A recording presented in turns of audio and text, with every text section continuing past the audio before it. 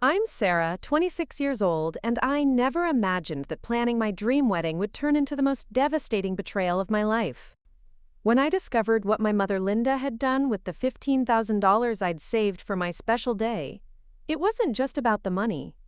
It was about a pattern of favoritism that had poisoned our family for years, and a choice that would force me to cut ties with the woman who raised me. The moment I found that receipt hidden in her purse changed everything, and what happened next will shock you to your core. Before we jump back in, tell us where you're tuning in from, and if this story touches you, make sure you're subscribed, because tomorrow I've saved something extra special for you. My name is Sarah Mitchell, and I work as a registered nurse at Denver General Hospital. I've been with my fiancé Marcus for 4 years now, and he proposed last Christmas with the most beautiful vintage emerald ring that belonged to his grandmother. Marcus is 30 years old, works as a software engineer, and has the kindest heart of anyone I've ever met. He's patient, understanding, and has been nothing but supportive through all the family drama that seems to follow me everywhere. Our relationship started when we met at a coffee shop near the hospital, where I was grabbing my usual afternoon latte between shifts. He was there working on his laptop, completely absorbed in his code, and when I accidentally knocked over his coffee while rushing past his table, he just laughed and said it was the universe's way of telling him to take a break. We ended up talking for 2 hours, and I knew right then that he was different from anyone I'd ever dated. Marcus comes from a stable, loving family in Colorado Springs. His parents, Robert and Helen, have been married for 35 years and still hold hands when they walk together. They welcomed me with open arms from the very beginning, never making me feel like an outsider or judging me for my complicated family situation. They're the kind of people who remember your birthday, ask about your work, and genuinely care about your happiness. In many ways, they became the family I'd always wished I had. My own family situation has always been complicated. My mother Linda is 52 years old and works as a real estate agent in Denver. She's the kind of woman who can charm anyone within 5 minutes of meeting them, with her perfectly styled blonde hair, designer clothes, and magnetic personality. People are naturally drawn to her, and she knows exactly how to use that to her advantage. She's successful at her job because she can make anyone believe they're getting the deal of a lifetime, even when they're not. My father David left when I was 8 years old. The divorce was messy, filled with arguments about money and custody that seemed to go on forever. He moved to Phoenix shortly after and started a new family, leaving my mother to raise my younger sister Jessica and me on her own. We saw him maybe twice a year after that, usually awkward weekend visits where he tried to cram a year's worth of fatherhood into 48 hours. Eventually, even those visits stopped, and now I hear from him maybe once or twice a year through brief text messages on holidays. Jessica is my half-sister technically, though we share the same father. She's 22 years old and attends the University of Colorado studying communications, though she seems more interested in her social media presence than her actual classes. Jessica has always been what people call naturally beautiful, with long dark hair, striking blue eyes, and the kind of effortless grace that makes people stop and stare. She's tall and slender and has never had to worry about her appearance the way most people do. Growing up, the difference in how my mother treated Jessica and me was subtle at first. Jessica was the baby, the one who came after the divorce when my mother was rebuilding her life. She was also the one who looked more like our father, while I favored my mother's side of the family with my auburn hair and freckles. But as we got older, the favoritism became impossible to ignore. When Jessica wanted to join the elite dance academy across town, my mother found a way to pay the expensive monthly fees and drove her to practice 4 times a week without complaint. When I wanted to take advanced science classes that required additional lab fees, I was told we needed to be more careful with money and that I should consider less expensive options. When Jessica crashed her car during her junior year of high school, my mother bought her a brand new Honda Civic within a week. When my own car finally died during my senior year, I was told I needed to get a job and save up for my own replacement. The pattern continued through college. Jessica received a generous monthly allowance to cover her living expenses, textbooks, and social activities, while I worked 2 part-time jobs throughout nursing school to cover my basic necessities. My mother justified this by saying that nursing was a more practical degree that would lead to immediate employment, while Jessica needed extra support because communications was a more challenging field to break into. The logic never quite made sense to me. But I learned early on that questioning these decisions only led to arguments that I never won. Despite our mother's obvious favoritism, Jessica and I maintained a reasonably good relationship throughout our childhood and teenage years. She wasn't malicious or deliberately cruel, just somewhat oblivious to the disparity in treatment. I think she genuinely believed that the differences were normal, that every family operated this way. She would sometimes share her allowance with me or offer to let me borrow her clothes, small gestures that showed she cared, even if she didn't fully understand the bigger picture. When I graduated from nursing school and started working at the hospital, I was finally financially independent for the first time in my life. The feeling was incredibly liberating. I could make my own decisions about money, buy groceries without checking prices twice, and start saving for the future I wanted. One of my first priorities was building an emergency fund, but my second priority was saving for my eventual wedding, even though I wasn't dating anyone seriously at the time. I opened a separate savings account specifically for wedding expenses and set up automatic transfers from each paycheck. 25% of my income went straight into that account, no matter what. It meant living frugally, choosing generic brands at the grocery store, and saying no to expensive dinners out with friends, but it felt worth it to know I was building towards something important.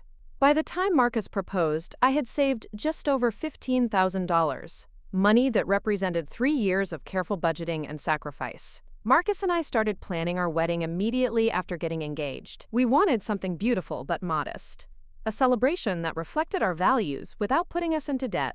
We found a perfect venue, a historic mansion with gardens that rented for reasonable rates during off-peak seasons. We planned a guest list of about 80 people, mostly close family and friends. I designed our invitations myself, researched budget-friendly catering options, and found a talented photography student who was building her portfolio and offered excellent rates.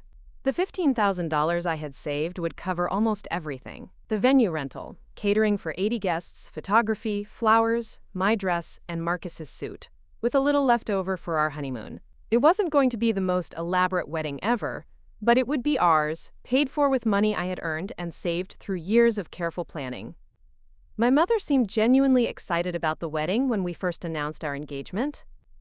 She offered to help with planning, suggested vendors she knew through her real estate connections, and even offered to contribute financially, though I assured her that wouldn't be necessary. She seemed proud that I had saved enough money on my own, commenting several times to friends and relatives about how responsible and Preparing and narrating this story took us a lot of time. So if you are enjoying it, subscribe to our channel. It means a lot to us. Now, back to the story. Practical I was. For once, I felt like I had her approval and admiration. Jessica's reaction to the engagement was more complicated. She was happy for me, or at least she seemed to be, but I could tell she was also processing the fact that her older sister was getting married before she even had a serious boyfriend. She had always assumed she would be the first to reach major life milestones, and my engagement seemed to shift something in the family dynamic that made her uncomfortable. Around this time, Jessica began expressing dissatisfaction with her appearance for the first time in her life. She would spend hours examining herself in mirrors, pulling at her clothes, and making comments about how her body wasn't quite right. It started with subtle complaints about feeling too skinny or wishing she had more curves, but gradually escalated to more specific concerns about her chest size. I tried to be supportive, reminding her that she was beautiful exactly as she was, and that confidence was more attractive than any physical attribute. But Jessica seemed determined to find flaws that the rest of us couldn't see. She started researching cosmetic surgery procedures online, bookmarking articles about breast augmentation, and even attending consultations with plastic surgeons in the Denver area. My mother's response to Jessica's interest in cosmetic surgery surprised me. Instead of discouraging what seemed like an unnecessary and expensive procedure, she began researching surgeons herself and asking questions about costs and recovery times. She accompanied Jessica to several consultations and seemed to take the whole thing very seriously, as if this was a reasonable and important investment in Jessica's future.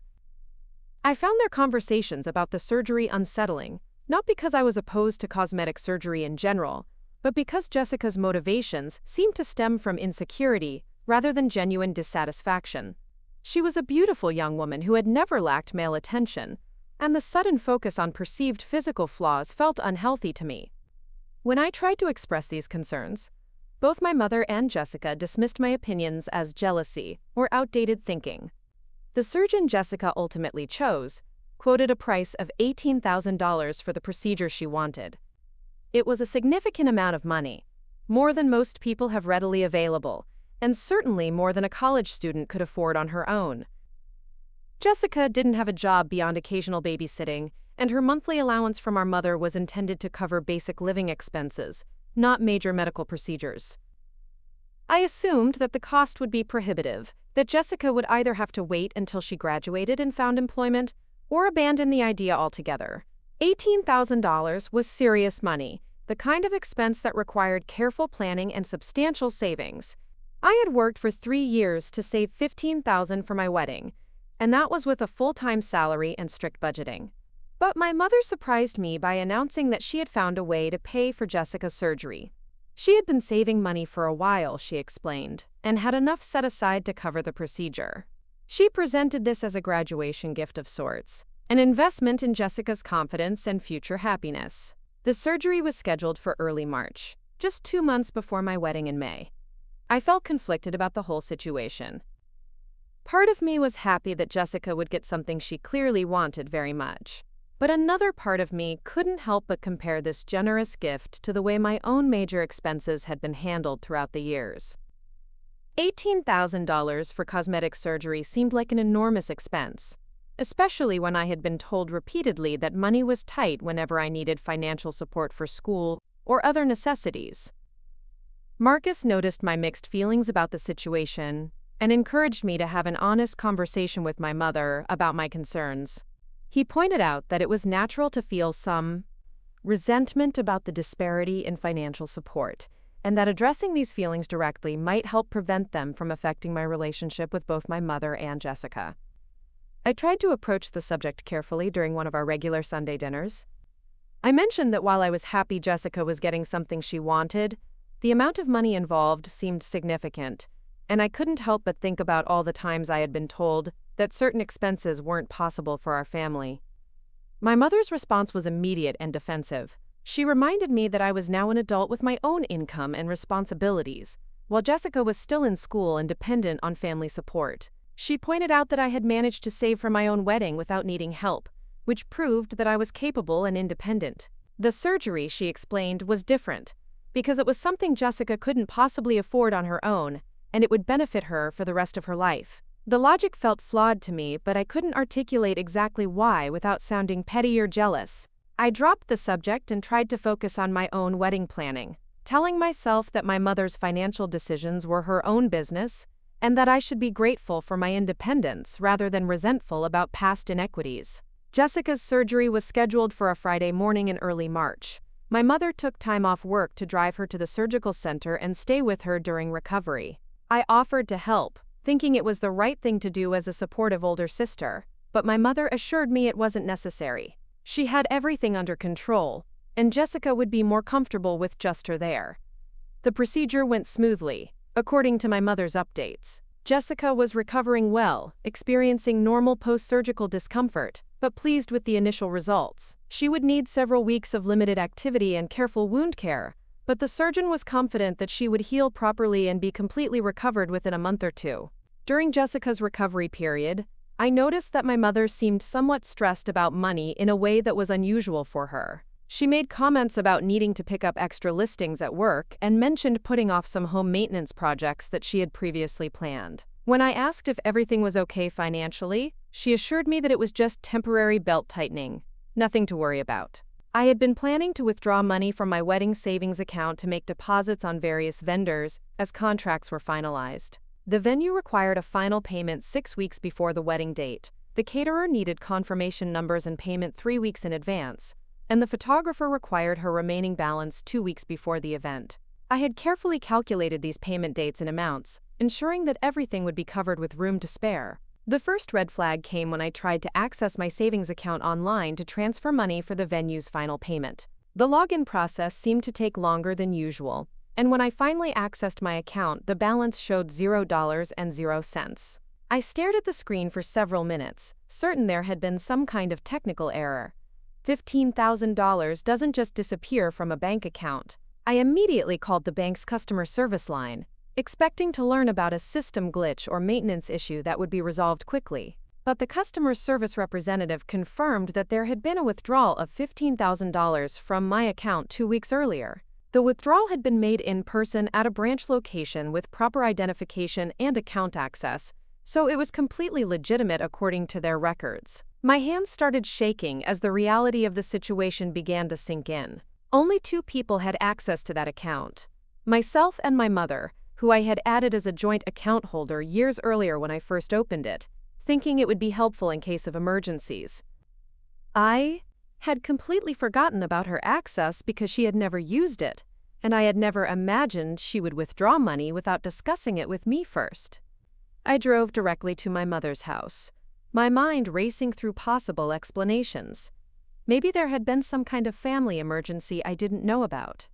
Maybe someone had stolen her identification and accessed the account fraudulently. Maybe there was some reasonable explanation that would make sense of this impossible situation. My mother was in her kitchen when I arrived, preparing dinner as if it was a completely normal evening. She looked up with a bright smile when I walked in, asking about my day and whether I wanted to stay for dinner. Her casual demeanor made the whole situation feel even more surreal. I asked her directly about the withdrawal from my wedding savings account. Her expression changed immediately, the bright smile fading as she realized that I had discovered what she had done. For a moment, she looked genuinely surprised, as if she hadn't expected me to check the account balance so soon. Then she sighed and sat down at the kitchen table, gesturing for me to join her. She explained that she had needed to borrow the money temporarily to cover Jessica's surgery. The surgeon had required payment in full before the procedure, and she hadn't had quite enough in her own accounts to cover the entire cost. She had intended to replace the money before I needed it for wedding expenses, but her commission from recent real estate sales had been lower than expected. I sat in stunned silence as she outlined her plan to repay the money over the next several months.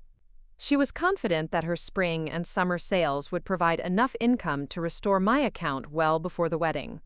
She had viewed it as a temporary loan, not theft, and seemed genuinely confused by my obvious distress.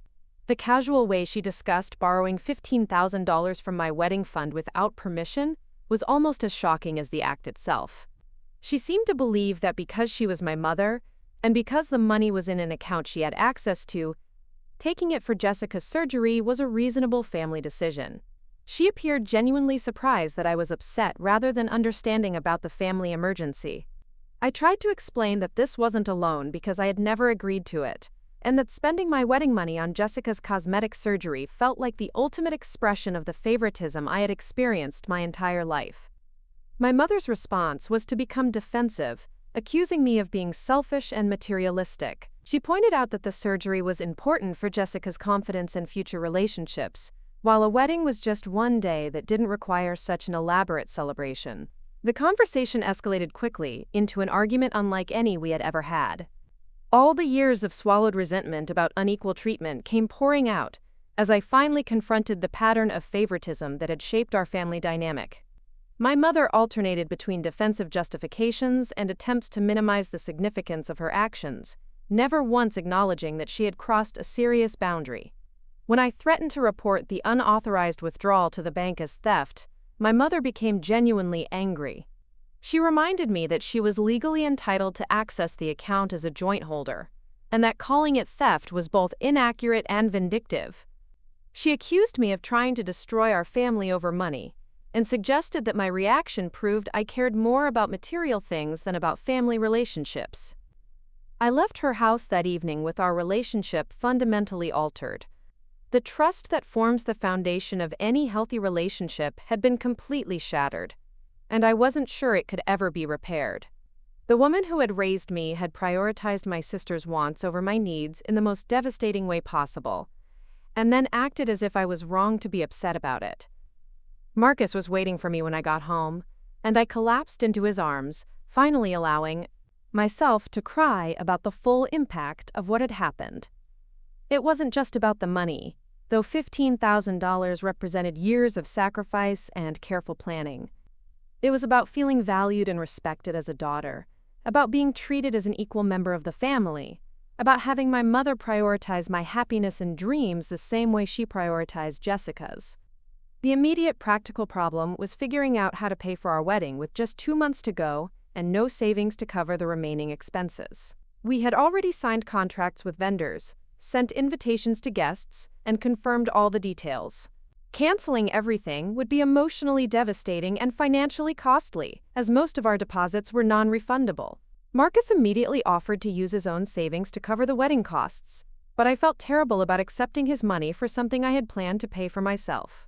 His savings were earmarked for a down payment on our first house, and depleting them for wedding expenses would set back our other financial goals by years. But he insisted that our wedding was more important than any other purchase, and that we would find a way to rebuild our savings together as a married couple.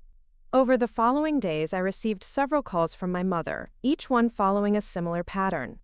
She would start by asking if I had calmed down and was ready to discuss the situation rationally. When I reiterated my position that she had violated my trust and stolen my money, she would become defensive and angry, accusing me of being ungrateful and selfish. She seemed genuinely unable to understand why I was so upset about what she viewed as a temporary family loan. Jessica called me once during this period, sounding confused and hurt.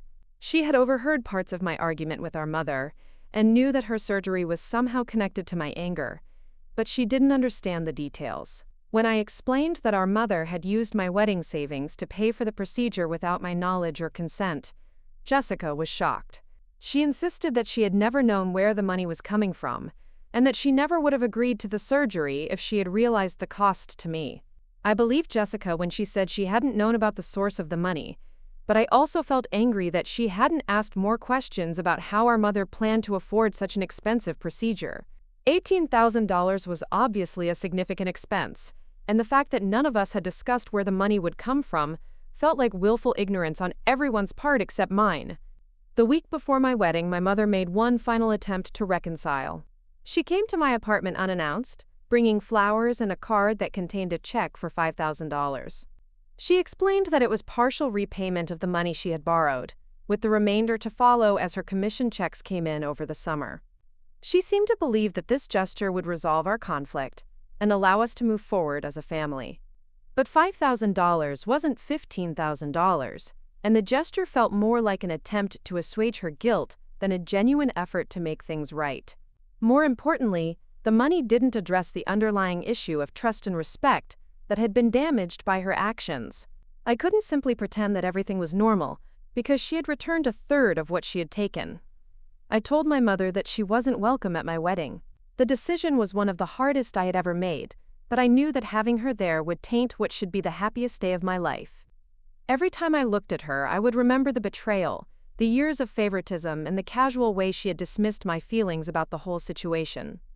I needed my wedding day to be about Marcus and me, about our future together, not about family drama and resentment.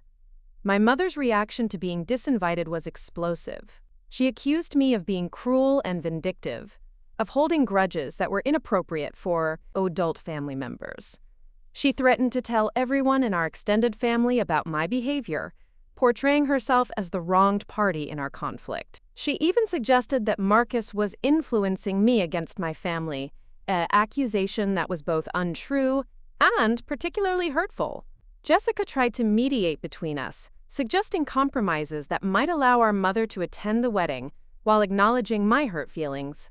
But I had reached the point where compromises felt impossible. The boundary I was setting wasn't just about the wedding. It was about the kind of relationship I was willing to have with someone who had demonstrated such a fundamental lack of respect for my autonomy and feelings. Our wedding day arrived gray and drizzly, typical spring weather for Denver, but nothing could dampen the joy I felt walking down the aisle toward Marcus. His parents had flown in from Colorado Springs, along with several of his siblings and their families. My father had surprisingly accepted his invitation and traveled from Phoenix, perhaps feeling guilty about his absence from most of my adult life. Several close friends from nursing school and the hospital had taken time off to celebrate with us. The absence of my mother and Jessica was noticeable, creating an emotional undercurrent to what should have been a purely joyful occasion. But as Marcus and I exchanged vows, promising to support and prioritize each other through whatever challenges life might bring, I felt confident that I had made the right choice. Our marriage was beginning with honesty, mutual respect, and shared values, qualities that I realized had been missing from my relationship with my mother for years. The reception was intimate and warm, filled with people who genuinely cared about our happiness and future together. Marcus's family welcomed me with such enthusiasm that I felt like I was gaining not just a husband but an entire network of people who would support and value me. His mother pulled me aside during the evening to tell me how happy I made her son and how grateful she was to have me as a daughter-in-law. As we left for our honeymoon, a modest but wonderful trip to Napa Valley that Marcus had planned and paid for, I reflected on the journey that had brought us to this point. The betrayal by my mother had been devastating, but it had also clarified important truths about the kind of relationships I wanted in my life. I was beginning my marriage with a deeper understanding of my own worth and a stronger commitment to surrounding myself with people who respected and valued me. The months following our wedding brought continued attempts at reconciliation from my mother, usually timed around holidays or family events. She would send cards expressing love and regret, flowers on my birthday, and occasional gifts that seemed designed to remind me of our relationship before everything went wrong.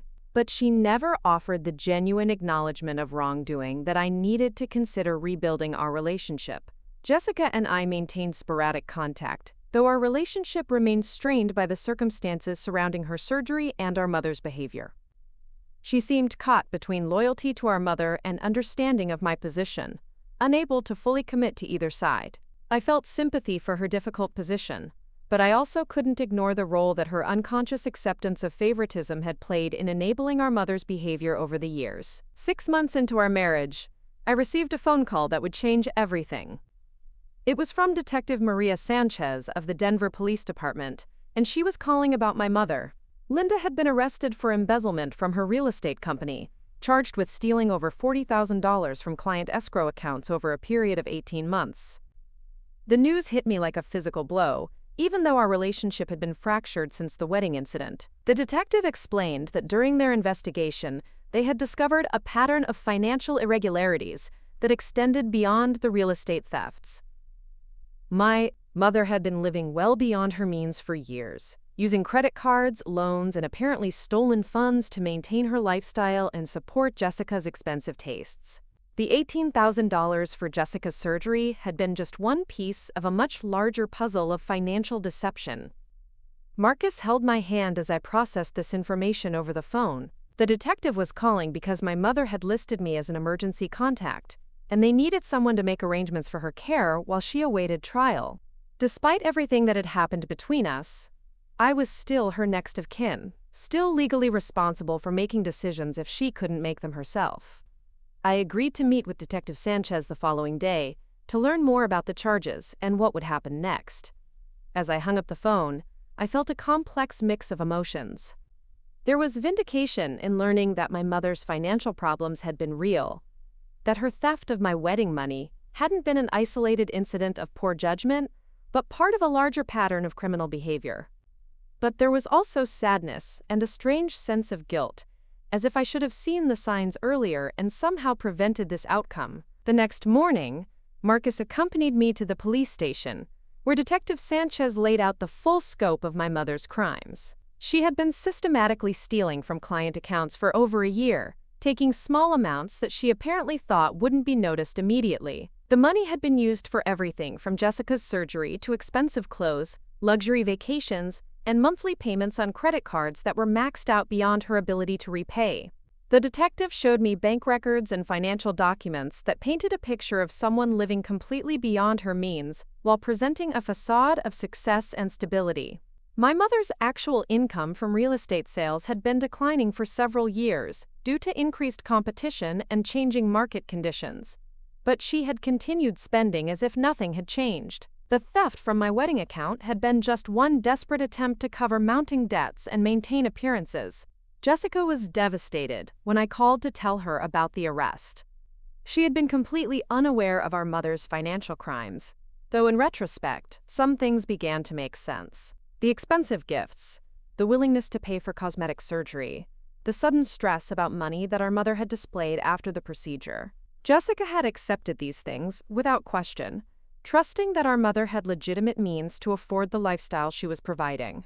The guilt Jessica felt about the surgery was overwhelming. She had recovered completely and was pleased with the results, but now she understood that her enhanced appearance had been purchased with stolen money. She offered to try to reverse the procedure somehow, or to get a job and pay back whatever money could be recovered, but I told her that wasn't necessary or possible. The damage had been done, and Jessica's self-blame wouldn't undo any of it. My mother's employer, Thompson & Associates Real Estate, was cooperating fully with the investigation, while also pursuing civil remedies to recover the stolen funds. The company's insurance would cover some of the losses, but they were determined to recoup as much as possible through asset seizure and restitution requirements. This meant that virtually everything my mother owned would be evaluated for potential sale, including her house, car, jewelry, and any other assets of significant value. The legal proceedings moved slowly, giving me time to process the full impact of what had happened. My mother's defense attorney contacted me several times, hoping I would provide character testimony or emotional support that might help with sentencing. These conversations were difficult, because while I didn't want to see my mother go to prison, I also couldn't ignore the pattern of selfish and destructive behavior that had led to this point. During one particularly difficult conversation with the defense attorney, I learned more details about my mother's financial situation that helped explain some of her choices over the years. She had been carrying significant credit card debt since my father left, debt that had grown over time as she struggled to maintain the same standard of living on a single income. The favoritism toward Jessica hadn't just been emotional preference, it had been financial desperation, combined with an inability to say no to the daughter who reminded her most of happier times. This information didn't excuse my mother's behavior, but it provided context that made her choices more understandable, if not forgivable. She had been trapped in a cycle of debt and deception that had grown beyond her ability to control, and Jessica's surgery had represented one final, desperate attempt to maintain the illusion that everything was fine. The theft from my wedding account had been a crime of opportunity, enabled by her access to the joint account and her knowledge that I wouldn't check the balance for several weeks. Jessica moved back home temporarily to help sort through our mother's belongings and prepare the house for sale. It was an emotionally devastating process for her, going through rooms filled with memories while knowing that everything would soon belong to strangers. She called me several times during this period, sometimes crying, sometimes angry, always confused about how we had gotten to this point as a family. I offered to help with the house clearing, despite our strained relationship, because I knew Jessica couldn't handle the emotional burden alone. Walking through my childhood home while sorting items into keep, donate, and sell piles was surreal. So many of my memories were tied to that house, both good and bad, and knowing it would soon be gone felt like the final dissolution of our family as I had known it. In my mother's bedroom, we found boxes of financial documents that revealed the full extent of her deception. Credit card statements showed years of overspending, loan applications with inflated income claims, and correspondence with debt collectors that she had hidden from everyone. There were also medical bills related to Jessica's surgery that I hadn't known about, additional costs beyond the original $18,000 that had apparently been paid with more stolen money. Jessica was devastated to learn that the total cost of her surgery had been closer to $25,000 when all the associated medical expenses were included. Recovery medications, follow-up appointments, and complications that had required additional procedures had added thousands to the original price. She had been shielded from these costs completely, believing that the surgery had been a simple, one-time expense that our mother could afford. The discovery of these additional medical expenses helped explain why my mother had been unable to repay my wedding money as quickly as she had promised. The surgery had been even more expensive than I had realized, and there had been ongoing costs that continued for months afterward. This didn't justify the theft, but it provided context for why the repayment had been impossible rather than just delayed. As Jessica and I worked through our mother's belongings, we began having honest conversations about our childhood and family dynamics for the first time. Jessica admitted that she had always known she was favored but had assumed it was natural and normal. She had never questioned why certain opportunities were available to her, but not to me, accepting our mother's explanations about fairness and practicality without deeper thought. These conversations were painful but necessary for both of us. I was able to express years of accumulated resentment about unequal treatment, while Jessica was able to acknowledge the impact her unconscious acceptance of favoritism had on our relationship. We couldn't undo the past, but we could at least understand it more clearly and make conscious choices about how to move forward. One evening, while sorting through photo albums, Jessica found pictures from my high school graduation that showed how proud our mother had been of my academic achievements. Looking at those photos, Jessica realized that our mother's love for me had been real, even if it had been overshadowed by her preference for Jessica in practical matters. This realization was both comforting and heartbreaking, showing us that our family's dysfunction hadn't been rooted in lack of love, but in our mother's inability to manage her emotions and finances responsibly. My mother's trial was scheduled for late fall, giving us several months to prepare emotionally for the legal proceedings. Her attorney continued to push for a plea bargain that would involve restitution and community service rather than prison time, arguing that she was a first-time offender who had acted out of desperation rather than greed. The prosecutor's office was less sympathetic, pointing to the extended period of theft and the breach of trust involved in stealing from client accounts. During this waiting period, I received a letter from my mother for the first time since her arrest. It was written from the county jail where she was being held pending trial, and it was unlike any communication I had ever received from her. Gone was the defensive, justifying tone that had characterized our previous conversations about money and favoritism. Instead, she wrote with what seemed like genuine remorse and self-awareness about the damage she had caused. In the letter, my mother acknowledged that taking my wedding money had been wrong, regardless of her intentions or financial situation. She admitted that she had justified the theft by telling herself it was a temporary loan, but she recognized now that taking money without permission could never be characterized as borrowing. She also acknowledged the pattern of favoritism that had shaped our family relationships, admitting that she had treated Jessica and me differently throughout our lives, and that this unfairness had damaged her relationship with me long before the wedding incident. The letter included specific apologies for various incidents throughout my childhood and young adulthood, showing that she had been thinking carefully about her behavior and its impact on me. She remembered the dance academy fees for Jessica that had been denied to me for science classes, the car purchases that had been handled so differently, and dozens of smaller incidents that I hadn't expected her to recall or acknowledge. Most significantly, she wrote about her regret regarding my wedding day. She understood why I had chosen not to invite her, and she didn't blame me for that decision, but she grieved the loss of sharing that important moment with me. She had watched from a distance as wedding photos were shared by relatives on social media, and seeing my happiness had made her realize how much her actions had cost our relationship. The letter concluded with a request that surprised me. Rather than asking for forgiveness or reconciliation, she asked me to take care of Jessica during the difficult period ahead. She recognized that Jessica would need emotional support as our family faced the consequences of her criminal behavior, and she hoped that Jessica and I might be able to rebuild our sister relationship despite the circumstances that had strained it. I read the letter several times, trying to determine whether the remorse was genuine or another manipulation designed to win sympathy during her legal troubles.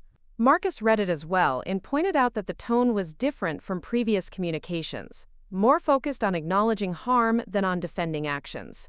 He thought it represented real growth in her understanding of the situation, even if it had come too late to prevent the damage. Jessica was eager to hear about the letter when I told her about it, hungry for any sign that our mother was taking responsibility for her choices. She had been struggling with feelings of guilt and confusion about her role in the family's dysfunction, and our mother's acknowledgement of the favoritism helped Jessica understand that the unequal treatment hadn't been her fault, even if she had benefited from it. As the trial date approached, I had to decide whether to attend the proceedings and whether to provide any kind of statement about the impact of my mother's crimes on our family. The prosecutor's office had contacted me about the possibility of giving a victim impact statement, since the theft of my wedding money was part of the larger pattern of financial crimes. I was torn between wanting to see justice done and wanting to avoid the emotional trauma of reliving the betrayal in a public courtroom. Marcus encouraged me to do whatever felt right for my own healing process, rather than worrying about what others might expect or think appropriate. He pointed out that I was the victim of a real crime, not just a family disagreement, and that my perspective deserved to be heard if I wanted to share it. He also reminded me that seeing the legal proceedings through to completion might provide closure that I couldn't get any other way. Ultimately, I decided to attend the trial and provide a written victim impact statement that would be read by the prosecutor. I wanted my mother to understand the full consequences of her actions, not just the legal penalties, but the personal damage she had caused. I also wanted the court to understand that her crimes had affected real people in devastating ways, not just abstract financial institutions. Writing the victim impact statement was one of the most difficult things I had ever done. I had to articulate not just the financial harm, but the emotional damage caused by the betrayal of trust and the pattern of favoritism that had culminated in the theft. I wrote about the impact on my wedding day, the stress on my marriage as we dealt with unexpected financial pressure, and the broader damage to our family relationships. The statement also addressed the long-term effects of growing up with unequal treatment, and how the wedding incident had represented the final confirmation that I would never be valued equally with Jessica. I described the process of setting boundaries with my mother and the grief I felt about losing the relationship I had hoped we might someday have. Jessica asked if she could write her own statement to be included with mine, taking responsibility for her unwitting role in the family dynamics and expressing her own remorse about the surgery that had precipitated the crisis. Her statement was shorter than mine but equally heartfelt, acknowledging that she had accepted favoritism without question and expressing regret about the harm this had caused to our sister relationship. The trial lasted 3 days, with testimony from employees at the real estate company, financial experts who had traced the stolen funds, and character witnesses for both sides. My mother pleaded guilty to the embezzlement charges in exchange for a reduced sentence, accepting responsibility for her crimes while also agreeing to full restitution of the stolen funds. When the victim impact statements were read, I watched my mother's face carefully for her reaction. She cried openly as the prosecutor read my words, particularly the sections about the wedding and the lifelong pattern of favoritism. She seemed genuinely devastated to hear the full impact of her actions laid out so clearly, and her reaction appeared authentic rather than performative. The judge sentenced my mother to 18 months in state prison, followed by 3 years of probation and community service. She was also ordered to pay full restitution to all victims, including the real estate company and individual clients whose money had been stolen. The restitution amount was substantial, far more than she could realistically pay given her lack of assets and limited earning potential after a felony conviction. After the sentencing, Jessica and I sat together in the courthouse hallway, processing what had just happened. Our mother would be going to prison, our childhood home would be sold to pay debts, and our family, as we had known it, was effectively over. But there was also a sense of closure, of finally having the truth acknowledged and consequences imposed for behavior that had caused so much harm. Jessica decided to transfer to a different university for her final year, partly to save money and partly to start fresh, somewhere new. She had been deeply affected by the publicity surrounding our mother's case, and she wanted to complete her education without the constant reminder of our family's notoriety. She also wanted to establish her independence and prove that she could succeed without the financial support that had previously been provided through stolen money. I helped Jessica with her transfer applications and offered to provide financial assistance if she needed it, despite our complicated history. She was my sister, and I didn't want her education to suffer because of our mother's crimes. This gesture seemed to mean a great deal to Jessica, showing her that I still cared about her welfare despite the resentment I had harbored about our unequal treatment. The months following the trial brought gradual healing and rebuilding of relationships. Jessica and I began talking regularly again, working through years of accumulated misunderstandings and hurt feelings.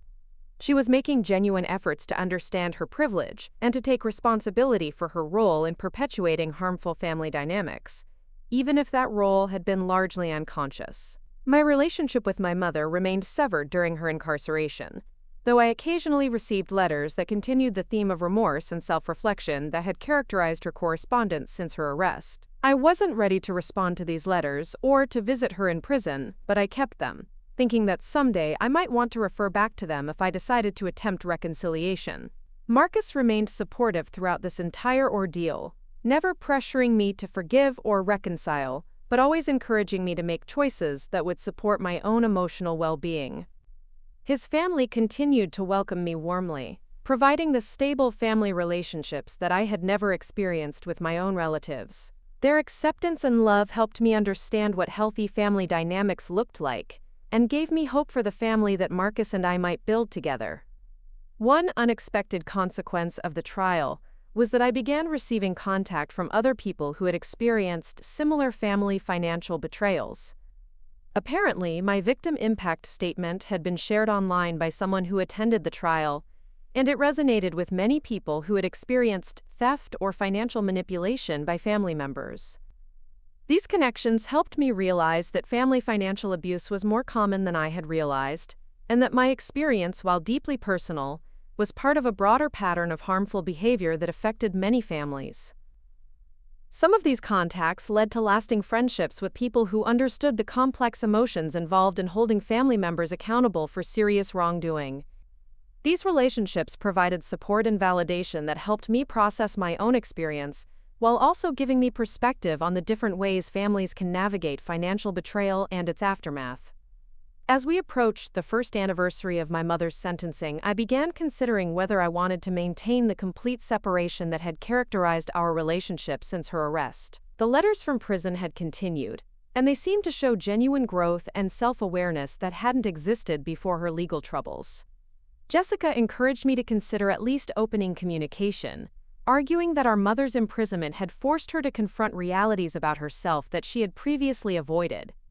However, I also recognized that forgiveness and reconciliation were different things, and that I could potentially forgive my mother's actions without choosing to rebuild a close relationship with her.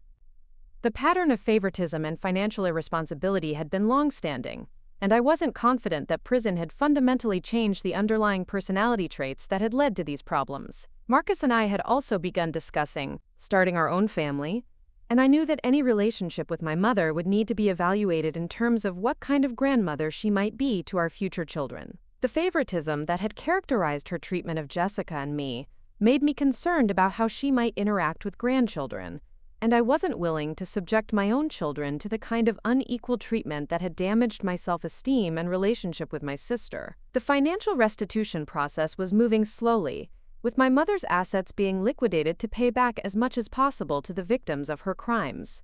I had been told that I might eventually recover a portion of the money stolen from my wedding account, though it would likely be a small fraction of the original amount. The money itself was less important to me at this point than the acknowledgement that a real crime had been committed and that there were consequences for that behavior.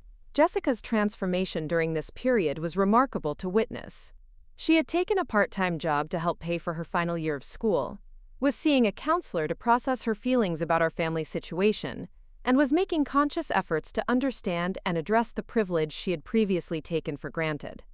She had also volunteered to undergo a procedure to reverse her breast augmentation, though I had discouraged this as an unnecessary punishment that wouldn't change what had already happened. The relationship between Jessica and me was slowly healing as we both worked to understand our family dynamics and our individual roles in perpetuating harmful patterns. She was learning to recognize and acknowledge her privilege, while I was learning to separate my anger at our mother from my feelings about my sister, who had been as much a victim of our mother's poor choices as I had been, albeit in different ways. Looking back on this entire experience, I realized that the theft of my wedding money had been the catalyst for confronting much deeper issues in our family that had been festering for years. While the financial betrayal had been devastating, it had also forced all of us to examine patterns of behavior and relationship dynamics that might have continued indefinitely if they hadn't been brought to such a dramatic crisis point. The process of healing and rebuilding had been slow and painful, but it had also led to more honest and authentic relationships than we had ever had as a family. Jessica and I were developing a sister relationship based on mutual respect and understanding rather than competition for our mother's approval. I was learning to set healthy boundaries and to prioritize my own well-being, rather than trying to manage other people's emotions and expectations. Most importantly, Marcus and I were building our marriage on a foundation of honesty, mutual support, and shared values that would serve us well as we faced whatever challenges life might bring. The crisis with my family had tested our relationship early in our marriage, and we had emerged stronger and more committed to each other than ever before. 2 years after my mother's sentencing, I received a call that changed my perspective on forgiveness entirely. It was from Dr. Patricia Williams, a counselor at the Women's Correctional Facility where my mother was serving her sentence. She explained that my mother had been participating in a restorative justice program designed to help inmates understand the full impact of their crimes on victims and families. The program required participants to complete extensive counseling, write detailed accountability letters, and develop concrete plans for making amends beyond court-ordered restitution. Dr. Williams was calling because my mother had requested permission to send me a letter that was different from her previous correspondence, one that had been reviewed and approved by the program facilitators as representing genuine accountability rather than manipulation. I agreed to receive the letter, though I warned Dr. Williams that I couldn't promise any particular response. When it arrived 3 days later, it was unlike anything my mother had ever written to me. The letter was 15 pages long, handwritten on prison stationery, and demonstrated a level of self-reflection that surprised me with its depth and apparent sincerity. She began by acknowledging that her previous letters, while containing some genuine remorse, had still been focused primarily on her own feelings of guilt and regret, rather than on the actual harm she had caused to others. She had come to understand through the counseling program that true accountability required focusing on the impact of her actions rather than on her own emotional state or circumstances that had led to her crimes. The letter detailed specific instances of favoritism throughout Jessica's and my childhood, many of which I had forgotten or dismissed at the time. She remembered the science fair project in 7th grade where Jessica had received expensive materials and professional help, while I had been told to use household items. She recalled the college application process where Jessica had received professional counseling and test prep, while I had navigated the process alone. Most painfully, she acknowledged the graduation gifts, birthday celebrations, and countless small daily interactions where her preference for Jessica had been clear to everyone except herself. She wrote extensively about the wedding money theft, explaining her thought process at the time and how she had justified the decision to herself. She admitted that she had known taking the money was wrong, but had convinced herself that it was a temporary necessity that would be resolved before I discovered it. She acknowledged that this rationalization had been completely self-serving, and that she had prioritized Jessica's wants over my needs in the most devastating way possible. The letter included a detailed financial accounting of how the stolen money had been spent, including expenses I hadn't known about related to Jessica's surgery. She had used nearly $3,000 of my money for pre-surgical consultations, post-operative care, medications, and follow-up procedures that hadn't been included in the original surgical quote. She had also used some of my money to pay down credit card debt that had been accumulating interest, essentially using my wedding savings to subsidize her lifestyle. Most significantly, she outlined specific steps she was taking to change her behavior and thinking patterns. She was participating in financial literacy classes to understand budgeting and debt management. She was attending therapy to address the emotional issues that had led her to seek validation through excessive spending and favoritism. She was also working with a mediator to develop a realistic restitution plan that would allow her to repay as much money as possible to all her victims after her release. The letter concluded with a request that surprised me.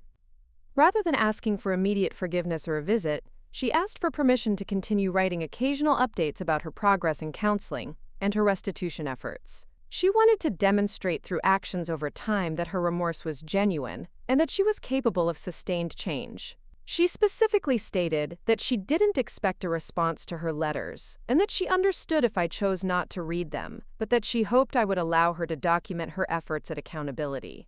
I shared the letter with Marcus, who was amazed by the difference in tone and content compared to her previous communications. He pointed out that this letter focused almost entirely on acknowledging harm and taking responsibility, with very little self-pity or justification. He thought it represented genuine growth, though he also cautioned that sustained change would need to be demonstrated over time, rather than just expressed in a single letter. Jessica had begun visiting our mother in prison occasionally, and she confirmed that the changes described in the letter seemed to be reflected in her conversations as well. Our mother was apparently much more willing to listen to Jessica's perspectives on their relationship and to acknowledge the harm that the favoritism had caused to both of us. She had also expressed genuine regret about missing my wedding and understood why I had made that decision. Around this time, Marcus and I discovered that I was pregnant with our first child. The pregnancy had been planned and hoped for, and we were thrilled about becoming parents. However, the timing also forced me to think seriously about what kind of relationship, if any, I wanted my mother to have with her future grandchild. The favoritism I had experienced growing up made me particularly concerned about how my mother might interact with grandchildren. I couldn't bear the thought of my child experiencing the kind of unequal treatment that had damaged my self-esteem and relationship with Jessica. At the same time, I recognized that denying my child a relationship with their grandmother might also cause harm, particularly if my mother had genuinely changed her behavior patterns. I decided to respond to my mother's letter for the first time since her arrest. My response was brief but honest, acknowledging that I had received her letter and that it represented significant improvement in her understanding of the situation. I informed her about my pregnancy and explained that any future relationship would need to be evaluated based on sustained evidence of change rather than promises or expressions of regret. I also established clear conditions for any potential relationship with my child. There could be no favoritism between grandchildren, no financial gifts that weren't equally distributed, and no undermining of parenting decisions that Marcus and I made. Most importantly, any contact would need to be supervised initially, and it would be discontinued immediately if I observed any return to previous patterns of behavior. My mother's response to my letter was immediate and enthusiastic, but also appropriately restrained. She expressed gratitude that I had chosen to communicate with her, and acknowledged that the conditions I had established were reasonable and necessary given her past behavior. She committed to continuing her counseling and financial literacy education throughout the remainder of her incarceration and after her release. She also shared some practical information about her restitution efforts that demonstrated her commitment to making amends financially as well as emotionally. She had been working in the prison laundry for minimal wages and had arranged for every cent of her earnings to be applied toward victim restitution. She had also contacted a nonprofit organization that helped ex-offenders find employment, hoping to maximize her earning potential after release so she could repay as much money as possible. Jessica was thrilled when I told her about my decision to open limited communication with our mother, though she understood and respected the boundaries I had established. She had been hoping that our family might eventually find a way to heal from the damage that had been caused, while also recognizing that healing didn't necessarily mean returning to previous relationship patterns. The months of my pregnancy passed peacefully, with occasional letters from my mother that focused on her continuing education and counseling, rather than on her hopes for future relationships with my family. She seemed to understand that rebuilding trust would require demonstrating sustained change over time rather than making promises about future behavior. When our daughter Emma was born, I sent my mother a single photograph along with basic information about the birth. Her response was appropriately restrained, expressing joy about becoming a grandmother while acknowledging that any relationship with Emma would depend on my comfort level and assessment of safety for my child. During Emma's first year, my mother's letters continued to arrive monthly, always focusing on her progress in various programs rather than requesting visits or contact with her granddaughter. She completed her GED while incarcerated, something she had never finished in her youth, and began taking college courses through a prison education program. She also completed a certified financial planning course, hoping to use the skills to help other people avoid the financial mistakes she had made. Jessica graduated from her new university with honors and found employment as a communications coordinator for a nonprofit organization focused on financial literacy education. The irony of her career choice wasn't lost on any of us, but it also demonstrated how profoundly our family's experience had affected her worldview and priorities. She was passionate about helping people understand financial planning and avoiding the debt traps that had contributed to our mother's criminal behavior. When Emma was 18 months old, my mother was released from prison under supervised parole. She found employment at a financial counseling center that specifically hired people with criminal backgrounds, believing that their personal experience with financial mistakes made them more effective counselors for people struggling with debt and poor money management. Her parole conditions included regular meetings with a counselor and continued participation in financial literacy programs. She was also required to maintain steady employment and continue making restitution payments to her victims. She found a small apartment in a modest neighborhood and began rebuilding her life with the kinds of realistic expectations and careful budgeting that had been absent during her previous adult life. 6 months after her release, I agreed to meet with my mother for the first time in over 3 years. We met at a neutral location, a coffee shop near the financial counseling center where she worked, and the woman who walked through the door was almost unrecognizable from the person who had stolen my wedding money. She looked older, certainly, but also calmer and more grounded than I had ever seen her. She was dressed simply but appropriately, with none of the designer clothes and expensive accessories that had characterized her appearance before her arrest. She seemed genuinely humble, asking about my health and Emma's development without pushing for details I might not be comfortable sharing. During our 2-hour conversation, she demonstrated the kind of accountability and self-awareness that her letters had suggested, but that I hadn't been sure were genuine. She asked thoughtful questions about how her actions had affected my marriage and my relationship with Jessica, and she listened to my responses without becoming defensive or trying to justify her past behavior. Most importantly, she seemed to understand that rebuilding our relationship would be a long process that might never result in the kind of closeness we had shared when I was younger. She expressed hope that she might eventually be able to meet Emma, but she didn't pressure me for a timeline or specific commitments. She seemed genuinely focused on demonstrating change through her actions rather than trying to negotiate for immediate benefits. After that initial meeting, I agreed to occasional supervised visits where my mother could meet Emma in my presence. These visits took place at public locations like parks or family-friendly restaurants, and they were brief and carefully structured.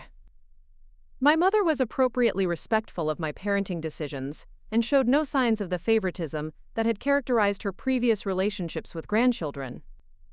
The visits also allowed me to observe my mother's interactions with Emma, looking for any signs that the old patterns might re-emerge.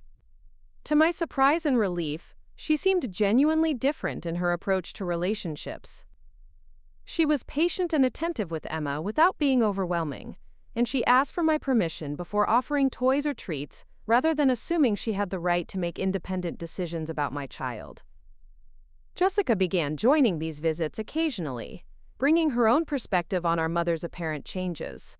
She confirmed that the woman we were seeing now was consistent with the person she had been visiting in prison, suggesting that the transformation was genuine rather than performative. Jessica had also been working with a counselor to process her own role in our family dynamics, and she was better equipped to recognize and address any potential problems.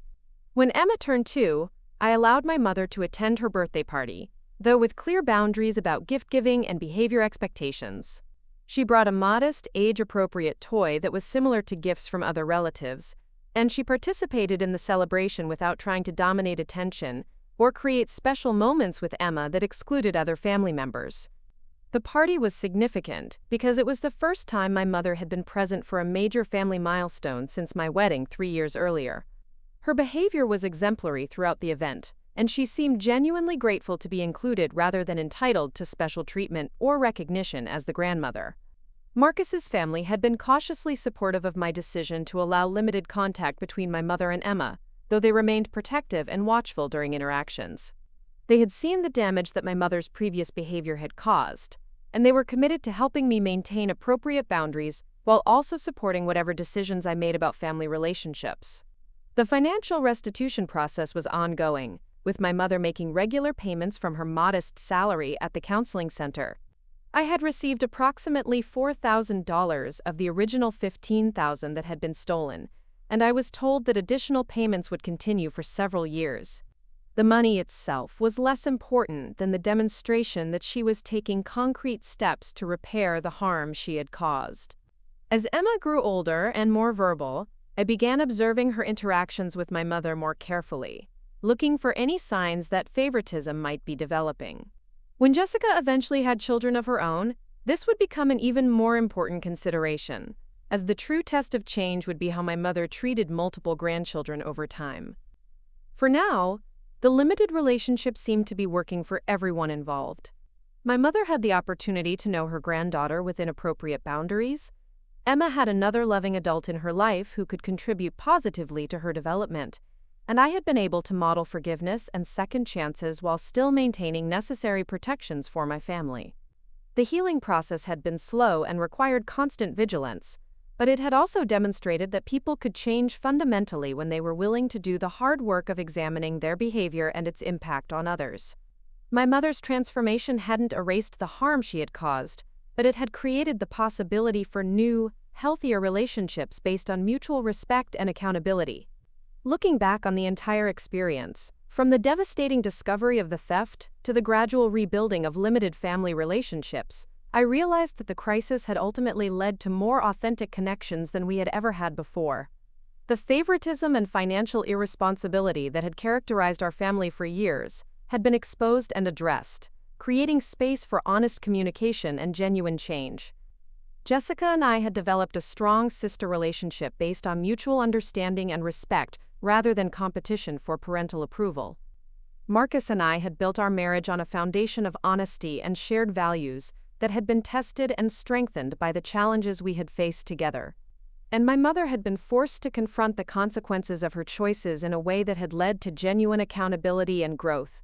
The story didn't have a fairy tale ending where everything returned to the way it had been before, because the way things had been before was unhealthy and unsustainable. Instead, we had created new patterns of interaction based on respect, honesty, and appropriate boundaries that served everyone's needs more effectively than the previous dysfunction. Emma would grow up knowing her grandmother, but within a context of healthy boundaries and equal treatment. She would also learn important lessons about accountability, forgiveness, and the possibility of change, while being protected from the favoritism and financial irresponsibility that had damaged previous generations of our family. The experience had taught me that forgiveness and reconciliation were separate processes, that it was possible to forgive someone while still maintaining protective boundaries, and that genuine change required sustained effort over time rather than just expressions of regret. Most importantly, it had shown me that protecting my own family's well-being was not selfish or vindictive, but necessary for creating the kind of healthy relationships I wanted my daughter to experience and model in her own life. As I watched Emma playing with her toys while my mother read her a story under my careful supervision, I felt grateful for the journey that had brought us to this point. It had been painful and difficult, but it had ultimately led to relationships that were more honest, respectful, and sustainable than anything we had experienced before. The theft of my wedding money had been devastating, but it had also been the catalyst for positive changes that might never have occurred otherwise.